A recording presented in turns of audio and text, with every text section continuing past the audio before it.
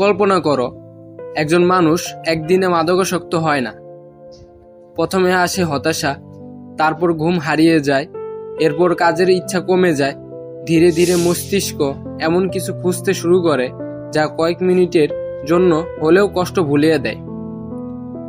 আর ঠিক সেখান থেকেই অনেকের জীবনে শুরু হয় মাদকের পথ।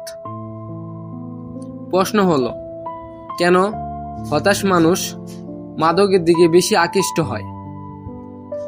আজ আমরা জানব মানুষের মস্তিষ্কের সেই মনোবিজ্ঞান যা অনেকের জীবন বদলে দেয়।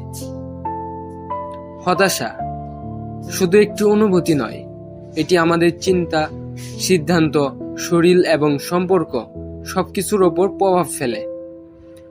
যখন আমরা দীর্ঘদিন হতাশ থাকি, তখন মস্তিষ্কে আনন্দ ও প্রেরণার সঙ্গে জড়িত রাসায়নিকের বিঘ্ন হতে পারে।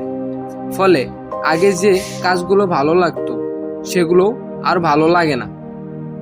এ অবস্থায় মানুষ ভাবতে শুরু করে, আমার দ্বারা কিছু হবে না, আমার জীবন শেষ, একটু শান্তি পেলেই হলো। এই মানসিক অবস্থায় কিছু মানুষ এমন কিছুর দিকে ঝুঁকে পড়ে যা সাময়িকভাবে ভালো লাগার অনুভূতি দেয়। মাদক সেগুলোর একটি। শুরুর দিকে মনে হয় এতে তো ভালোই লাগছে, কিন্তু সেটি সাময়িক। এরপর মস্তিষ্ক সেই অনুভূতি আবার চাইতে থাকে। ধীরে ধীরে নির্ভরশীলতা তৈরি হতে পারে। তখন মানুষ আগের মতো ভালো লাগার জন্য আরো বেশি মাদক নিতে চাইতে পারে। এটি একটি বিপজ্জনক চক্র। হতাশা, সাময়িক স্বস্তির খোঁজ, মাদক, আরো বেশি সমস্যা। এ চক্র ভাঙা কঠিন হতে পারে, কিন্তু অসম্ভব নয়। হতাশার আরো ক্ষতি, আত্মবিশ্বাস কমে যায়, পড়াশোনা বা কাজে মনোযোগ নষ্ট হয়, পরিবারের সঙ্গে দূরত্ব তৈরি হতে পারে, ঘুমে সমস্যা দেখা দিতে পারে, শরীর দুর্বল লাগতে পারে, ভবিষ্যৎ সম্পর্কে নেতিবাচক চিন্তা বেড়ে যেতে পারে। সবচেয়ে গুরুত্বপূর্ণ বিষয় হলো, দীর্ঘদিনের তীব্র হতাশা কিছু মানুষের মধ্যে আত্মহত্যার চিন্তাও বাড়িয়ে দিতে পারে।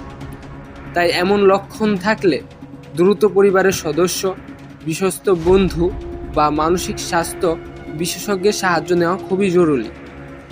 কিভাবে এই চক্র ভাঙবে? প্রথমত, নিজের অনুভূতিকে অস্বীকার করো না। দ্বিতীয়ত, নিয়মিত ঘুম, ব্যায়াম এবং সূর্যের আলো মানসিক স্বাস্থ্যে ইতিবাচক প্রভাব ফেলতে পারে।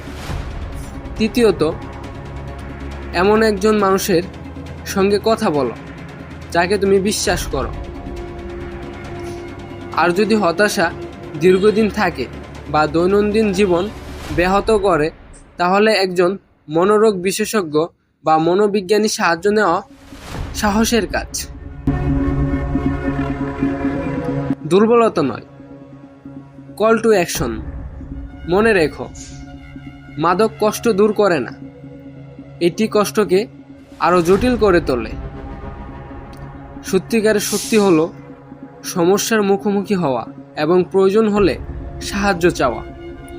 যদি এই ভিডিওটি তোমার ভালো লাগে তাহলে লাইক দাও, শেয়ার করো, আর এমন আরও মনোবিজ্ঞান ভিত্তিক ভিডিও পেতে চ্যানেলটি সাবস্ক্রাইব করো।